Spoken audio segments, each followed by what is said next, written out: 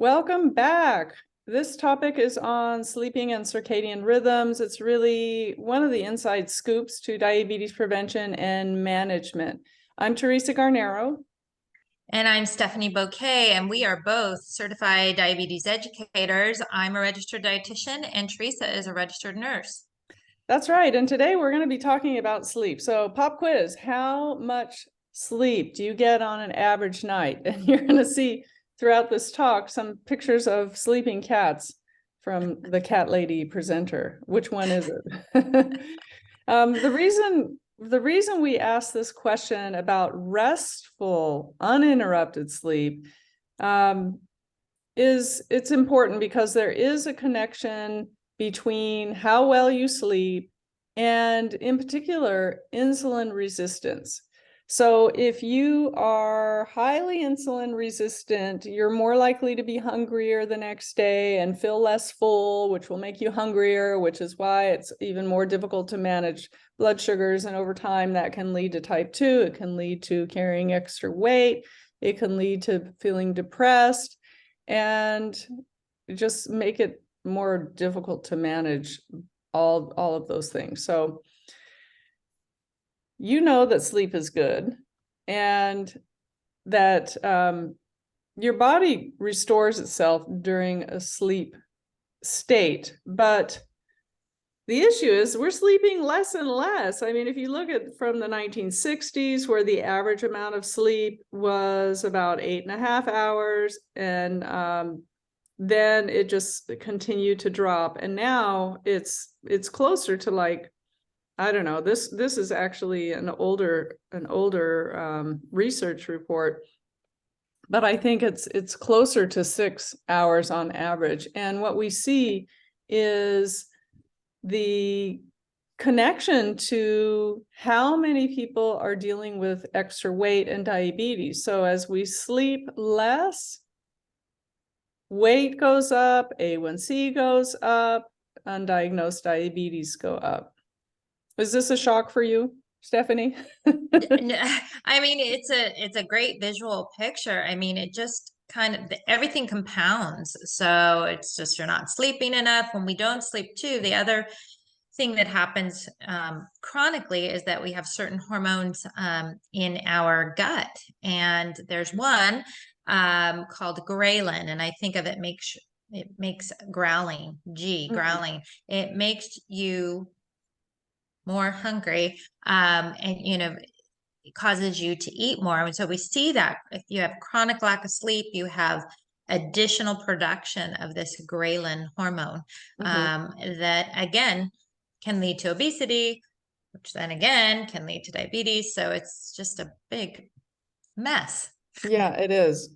And when we take this further and we look at the circadian rhythm, which is really your relationship to the sun and the moon and how your body responds accordingly. This is a natural internal process of where the body regulates itself through a pattern of sleep and wake, and it happens about every 12 hours or so. And you can see, you go through deep sleep and whatnot, and our best coordination is shortly after noon. But what happens if you're like working night shift or you're a night owl? And all of these things can actually, instead of being in a place where during the sun rises and while the light is out, where you're awake, you're eating and you're active, and at night you're asleep and you're not eating and you're inactive, these roles can be switched. And when that happens, all kinds of things get messed up. It is important, the timing of these things, that during the day we're awake and we're eating and we're acting, and at night we're actually asleep and we're fasting and inactive. What do we do when we get into bed? I mean, so many are looking at screens, and you're essentially voluntarily working the night shift. You're putting your body, you're turning it on its head. And that disrupting that sleep really disrupts all kinds of activities in the body. Right. So why is this important? When you get insufficient sleep, it makes your body insulin, it makes the insulin sensitivity go down. So in other words, the insulin that you're making is not going to work like it should. And that can lead to, as we discussed, type 2 diabetes. It can cause, like Stephanie mentioned, the craving, you get hungry and, how is it? When you have that awful night's sleep, I know for me, the next morning, I'm like, okay, I need something sweet. Right, exactly. Our body's trying to adapt. It's really saying, what it's saying is, I need sleep, but it's disguising it, saying, well, if I just eat something, then I'm just going to feel better, right? Mm-hmm. So. Yeah, and then it also, if you're not sleeping well, you're going to get those free fatty acids, which are part of cholesterol. And so this not only raises blood sugar, but it raises cholesterol. And, I know that a lot of us think, oh, blood sugar and diabetes, it's really about what I'm eating and am I getting enough sleep? And you guys talked about medication. I'm consistent with medication, but sleeping is so important. So if you have habitual sleep, you have a sleep routine, it's going to help the insulin that you are making work like it should, and everything else kind of fall into place. So let's talk about a few things that you can do. First thing is to understand how much you are actually sleeping. Stephanie, do you know how many hours you get a night on average? Well, I'm an early to rise, early to bed type person. So I would say on average, I'm actually in a pretty good stage. I'm probably about 7.5, 8. Oh, that's great.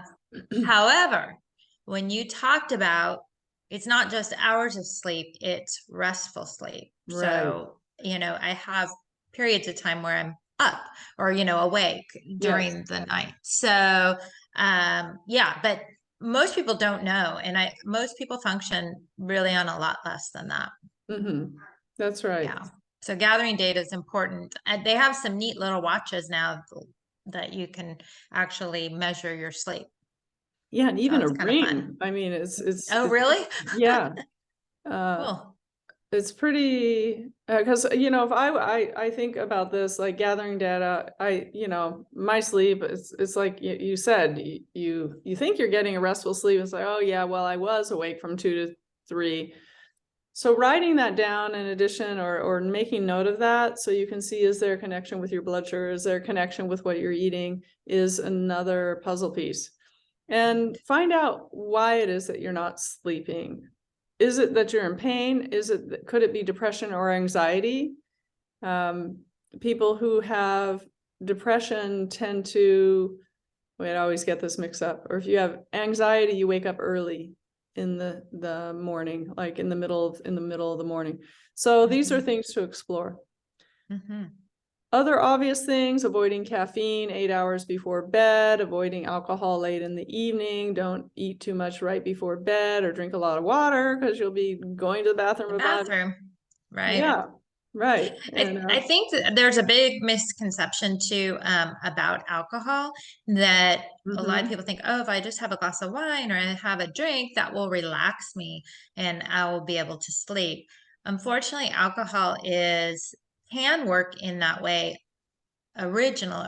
first, but then it's a depressant, but then it's also a stimulant, so it will disrupt your sleep. Yeah, later. You fall asleep, but then you're awake a couple hours later, either sweating or have to go to the bathroom, and yeah. Correct. Right. It's like a recipe for a bad night's sleep. Yeah. Yes. And then one of the tricks for sleep hygiene is going to bed and getting up at the same time. It just helps to set that circadian rhythm. It's training your body. And if you're so exhausted and you have to nap, only do it for 20 minutes, so they say. Part two.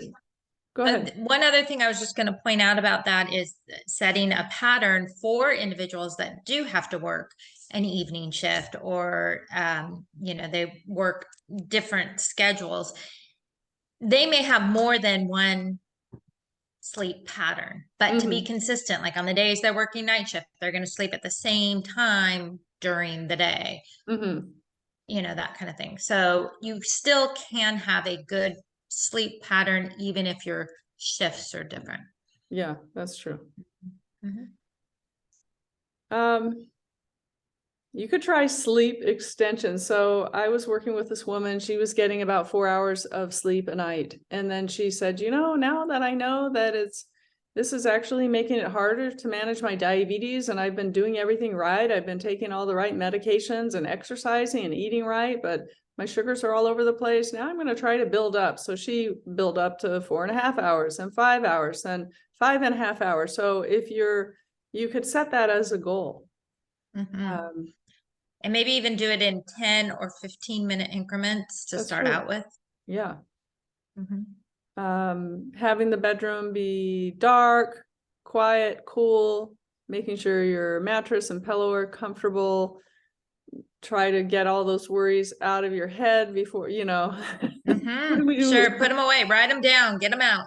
We go to bed and it's like, oh, I need to do this, and this. Meditation and relaxation works as well. And the clock, if you look at the clock, it's like, if I go to sleep right now, I'm gonna get 2.5 hours. Oh yes, we've all been there for sure.